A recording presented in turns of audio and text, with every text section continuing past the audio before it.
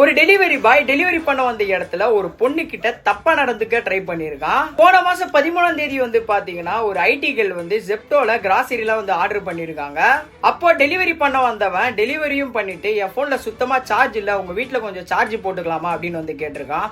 அவங்களும் வந்துட்டு சார்ஜ் தானே அப்படின்னு சொல்லிட்டு சார்ஜ் போட விட்டுருக்காங்க. இப்போ இவங்களுக்கு ஏதோ கிச்சன்ல வேலை இருக்குன்னு சொல்லிட்டு கிச்சனுக்கு போயிருக்காங்க. அதை பார்த்த அவன் நான் வந்து உங்களுக்கு ஹெல்ப் பண்ணலாமா அப்படின்னு வந்து கேட்டிருக்கான். அவங்க வந்து இவனை முறைச்சிட்டு அவனுடைய போனை எடுத்து பாக்குறாங்க. பார்த்தா இவன் போன்ல ஃபுல் சார்ஜ் இருந்திருக்கு.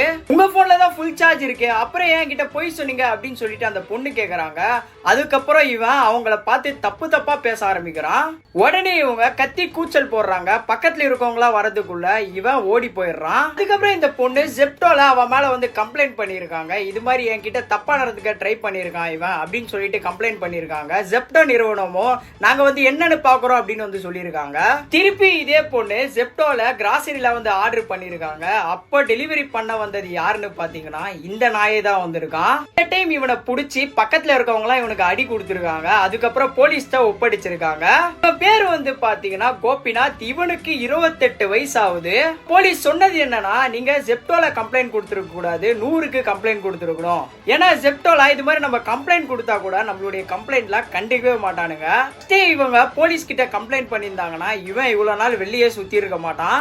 இப்ப எப்படியோ இவனை புடிச்சிட்டாங்க. கண்டிப்பா இந்த ஜெப்டோ மேல நடவடிக்கை எடுத்தே ஆகணும். ஏன்னா இவங்க இது மாதிரி எனக்கு நடந்திருக்கு அப்படின்னு சொல்லி கம்ப்ளைண்ட் பண்ணியும் இவனை வேலையில இருந்து தூக்காம இருந்திருக்காங்க பாத்தீங்களா. நீங்க இதை பத்தி என்ன நினைக்கிறீங்க அப்படின்னு சொல்லிட்டு உங்களுடைய கமெண்ட்ல சொல்லுங்க.